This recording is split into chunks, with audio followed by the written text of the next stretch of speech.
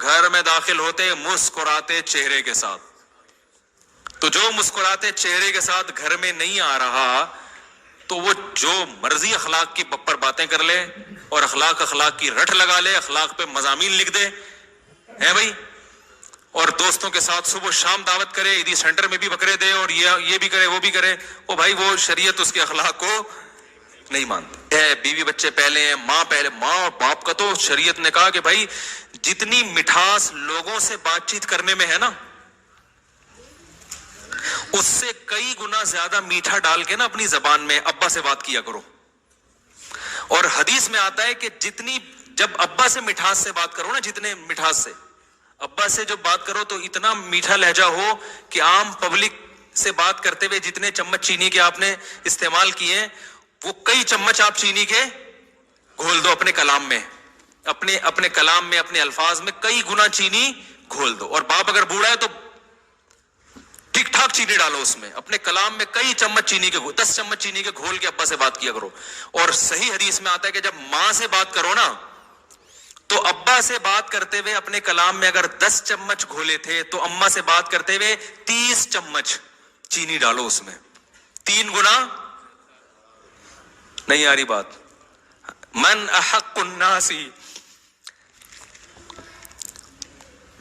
صحابی نے رسول صلی اللہ علیہ وسلم سے پوچھا من احق الناس بحسن خلقی, یا رسول اللہ سب سے زیادہ اچھے اخلاق سے کس سے پیش آؤں میں بات کروں؟ صرف بات نہیں, پیش لب و لہجہ بھی نرم, اور جو آپ کے چہرے کے اور بازوؤں کا جو ایک اثر ہے نا اس میں بھی مٹھاس, ہر چیز میں مٹھاس. تو صحابی نے پوچھا یا رسول اللہ سب سے زیادہ کس سے اچھے اخلاق سے پیش آؤں؟ آپ نے کیا فرمایا؟ اپنی ماں سے. انہوں نے کہا یا رسول اللہ ثم من, ماں کے بعد کون ہے؟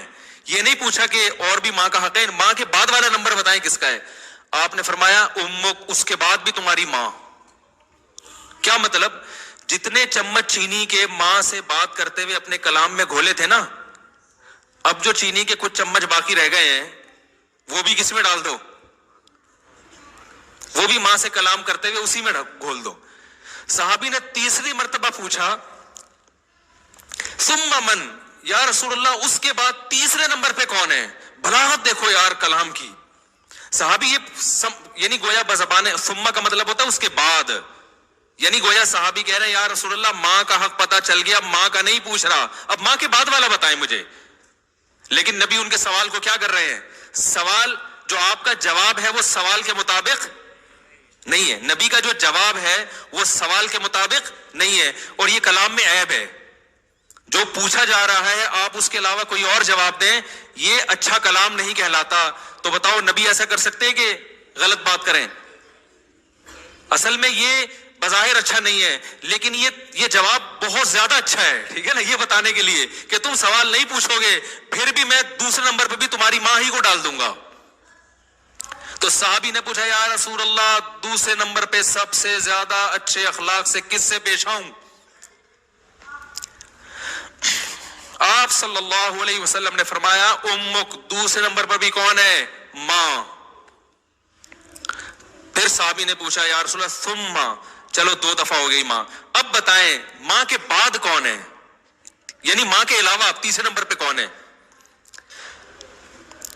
تو آپ صلی اللہ علیہ وسلم نے کیا فرمایا امک, تیسرے نمبر پہ بھی کون ہے؟ کیا عجیب انداز ہے ماں کا حق. تو ماں سے جب بات کرے نا پچھ جائے انسان, بہت میٹھا لہجہ, بہت میٹھا لہجہ.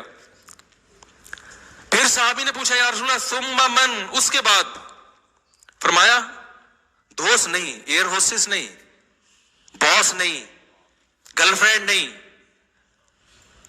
فرمایا اس کے بعد چوتھے نمبر پہ کون ہے؟ ابوک. تو بھائی اخلاق تو یہاں سے شروع ہو رہے ہیں. تو ہمارا حساب کتاب کیا ہے؟ باس کے سامنے کڑوی کسیلی برداشت کریں گے, جاب سے نکال نہ دے. کسٹمر سے بہت اچھی طرح سے پیش آئیں گے کہ تجارت میں نقصان نہ ہو. باپ کے ساتھ دیکھو کیسا سلوک ہے. بچوں کے ساتھ نبی صلی اللہ علیہ وسلم کی کیسی شفقت تھی, اولاد. حضرت انس ابن مالک کہتے ہیں مجھے میری ماں نے بچپن میں نبی کے حوالے کیا تھا, 10 سال کی میری عمر تھی. کہہ رہے میں نے 10 سال نبی کی صحبت میں گزارے خدمت کے لیے ملازم بن کے, ایک بار بھی آپ نے کبھی یہ نہیں کہا کہ یہ کام کیوں نہیں کیا یا یہ کام, بولو بھائی کیوں کیا. میں مانتا ہوں میرے یہ اخلاق نہیں ہے, لیکن سمت تو پتا ہونا کہ سیدھا راستہ ہے کیا. آج میرے تو بہت سفر ہونے لگے ہیں, ملک سے باہر نکلو تو سب سے پہلے جو چیز نظر آتی ہے وہ اخلاق نظر آتے ہیں. میں بھی ملیشیا میں تھا نا, کوئی ٹکر لگا دے گا نا آپ کے, خود ہی سوری کر رہا ہوگا. بھائی کسی کو کوئی چلتے چلتے آپ غلطی سے اس کی غلطی ہے, سوری غلطی آپ کی ہے, غلطی آپ کی ہوئی, آپ کو ٹکر لگی, سوری کون کر رہا ہوگا؟ آپ. یعنی بچپن سے اسکولوں میں سکھایا جاتا ہے سوری کرنا سیکھو. ہم کیا کر رہے ہیں, ہمارے یہاں کیا ہوتا ہے, گاڑی چلا رہے ہیں نا آپ, بھڑتے ہوئے چلے جائیں, ٹھوکتے ہوئے چلے اس کو, اس کے بعد اتر کے 5-6 اور گالیاں اس کے اوپر رکھ کے نکل لیں آگے. یہی ہوتا ہے کہ نہیں ہوتا, دھونس جمانے کے لیے نا. تو اب دنیا کے سامنے جو امیج جائے گا کہ پاکستان ایک اسلامی ملک ہے, یہی جائے گا نا. نمازوں میں مسجدیں کیا ہوتی ہیں, بھری ہوئی ہوتی ہیں, رمضان میں تراویح سے مسجدیں بھری ہوئی, زکوٰۃ صدقات بہت ہیں, بات کرنے کی تمیز, یہ امیج جاتا ہے نا دنیا کے سامنے. انگریز اتنے صدقات و خیرات نہیں کرتے, انگریز نہیں کرتے. میں پھر بھی کہتا ہوں ہم ان سے کروڑا گنا اچھے ہیں, کیونکہ ہم بہت تمیز سے بات نہیں کرتے, لیکن بہت سارے کام انسانیت کی خدمت کے ان سے زیادہ کر رہے ہوتے ہیں. لیکن جو میسج دنیا کے اس کو ہمارے صدقے تھوڑی نظر آتے ہیں. او بھائی آپ کسی سے ملے, کسی یتیم نے کیا کیا, آپ سے تھوڑی بدتمیز بات کی, آپ نے 2 تھپڑ لگا دیا اس کے کھینچ کے. لیکن 20 یتیم ایسے جن کی آپ خود کفالت کر رہے ہو, ان کو پال پوس کے بڑا کر رہے ہو, ان کو کھلا رہے ہو, تو 2 تھپڑ لگائے غلط کیے, لیکن وہ 10 مسکینوں کی جو خدمت کر رہے ہیں وہ بڑی نیکی ہے نا, وہ کام آئے گی. لیکن دنیا کے سامنے وہ 10 نہیں آ رہے جو گھر کے اندر بندے ہیں. دنیا کے سامنے تو آپ کا وہ رویہ آئے گا جو دنیا کے سامنے ہے. تو مسلمان کا جو امیج دنیا کے سامنے جا رہا ہے وہ یہ نہیں جا رہا کہ یہ گھروں میں بیویوں کو کھلاتے ہیں, بچوں کو کھلاتے ہیں, ماں کے پاؤں دباتے ہیں, باپ کے پاؤں دباتے ہیں. جو دنیا کے سامنے جا رہا ہے یہ تو گھروں میں ہو رہا ہے نا. یہ کوئی دنیا کون دیکھتا ہے کہ انگریز آ کے آپ کے گھر میں کہ بوڑھی ماں کے کتنے پاؤں دباتے ہو روزانہ. جو امیج جا رہا ہے وہ جا رہا ہے کہ ان کو بات کرنے کی تمیز, بولو بھائی, نہیں ہے. تو جو آدھا اسلام جب لوگے اخلاق کے معاملے میں, تو دنیا کیا کہے گی آپ کو, پاگل ہے یہ پاگل ہوتے ہیں, ان کو تمیز نہیں ہے. تو پورا اسلام میرے بھائی اگر کوئی فالو کرے تو خدا کی قسم اسلام سے زیادہ اٹریکٹیو مذہب دنیا میں کوئی ہے نہیں. دل کا سکون بھی ملتا ہے انسان کو, چاہتیں تبدیل ہو جاتی ہیں, اچھی چیز انسان کی چاہت بن جاتی ہے, برائی سے نفرت ہو جاتی ہے. تو ایسے لوگوں, اور انہی جو اس طرح سے نبی کو فالو کرتے ہیں نا, انہی کے بارے میں اللہ نے فرمایا ما انت بنعمت ربک بمجنون. فرمایا یہ دیوانے نہیں ہیں, ان کے ساتھ رہ کے دیکھو پتہ چلے گا دیوانے نہیں. تو جو لوگ دینداروں کو دیوانہ کہتے ہیں یا تو وہ خود پاگل ہوتے ہیں, یا جس کو وہ دیندار کہہ رہے ہوتے ہیں وہ دیندار ہوتا نہیں ہے, وہ آدھی چیز میں شریعت کو لے رہا ہے. میں اکثر کہتا ہوں نا, تبھی ہم کہتے ہیں نا چاروں فقہ میں چاروں برحق ہیں لیکن فالو ایک کو کرو. کہتے ہیں نا ہم بھائی چاروں فقہ درست ہیں, حنفی, مالکی, شافعی, لیکن فالو کس کو کرو, ایک کو, تاکہ خواہشات کا دروازہ نہ کھلے. اب ایک آدمی کے خون نکلا, وہ کہہ رہا ہے امام شافعی کی رائے کے مطابق وضو ٹوٹ گیا, لیکن میں اس مسئلے میں امام ابو حنیفہ کو فالو کرتا ہوں, ٹھیک ہے نا, میں نماز پڑھوں گا. سوری, امام ابو حنیفہ کی رائے میں وضو ٹوٹ گیا, کہتا ہے لیکن میں اس مسئلے میں امام شافعی کو. تھوڑی دیر میں اپنی بچی کو پیار کیا اس نے, اب امام شافعی کے یہاں وضو ٹوٹ گیا, کہتے ہیں اس مسئلے میں کس کو فالو کر رہا ہوں. تو یہ ایک تماشا بن جاتا ہے نا دین.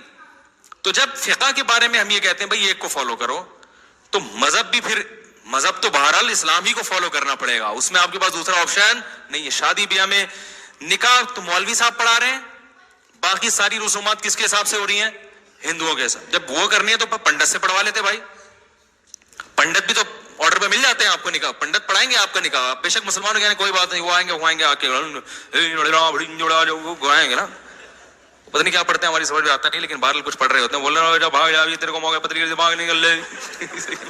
پنڈت یہی کہہ رہے ہوتے ہیں, بھاگ جا, میں تو بھاگ گیا تھا زندگی گزار ہوں, تو بھی بھاگ جا, نکل لے پتلی گلی سے. ہم لوگ بچپن میں نا وہ ہر چیز کا نا مذاق بنائے, بچوں کی عادت ہوتی ہے نا, تو وہ ہمارے گھر میں ٹی وی نہیں تھا, پڑوس کے ہم بچپن میں جا کے دیکھتے تھے, اب نہیں دیکھتے بھائی, ہمارے گھر میں اب ٹی وی نہیں ہے. تو وہ کچھ مار دھاڑ والی فلمیں آتی تھی بروسلی کی, تو سارے باہر نکل کے بروسلی بنے ہوئے ہوتے تھے, دیکھا ہوگا سارے نا ایسے کر رہے ہوتے تھے. تو اسی طرح جو ہندو پنڈتوں کے ہم دیکھتے تھے تو ہم باہر آ کے یہی نقل اتارتے تھے ان کی, ہم کہتے یہ بول رہے بھاؤ بدلی نکل. تو ہم نے سارے بچپن کو بڑی تمیز سے انجوائے کیا الحمدللہ. تو اب تو بچے سوائے واٹس ایپ اور فیس بک کے ان کا کوئی